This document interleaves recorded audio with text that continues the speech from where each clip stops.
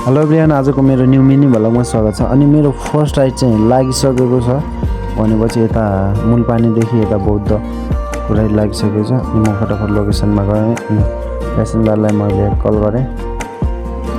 Passenger मभन्दा पछाडि हुनुहुँदो रहेछ अनि उहाँले देख्नुभयो, मैले देखेको थिइनँ।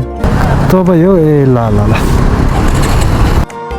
त्यसपछि मैले प्यासेन्जर दिदीलाई बस्नु भने बसिसकेपछि मैले राइड स्टार्ट गरेँ किनकि नेभिगेटरमा खिच्नुपर्ने हुन्छ अनि अब लोकेसन हेर्दै जानुपर्ने हुन्छ। लोकेसन हेर्दै फटाफट अगाडितर्फ बढेँ। त्यसपछि लोकेसनमा पुग्नुभन्दा अगाडि नै भाइ मलाई लोकेसनभन्दा उता जानु पर्दैन, म हिँडेरै जान्छु भन्नुभएको थियो। 200 मिटर अगाडि मात्रै हिँड्नु पर्ने रहेछ। त्यसपछि मैले दुईटा खुट्टा छ, खुट्टा नभए हिँड्न सक्दैनौ भन्नु। थोरै भने हिँड्न नै पर्छ।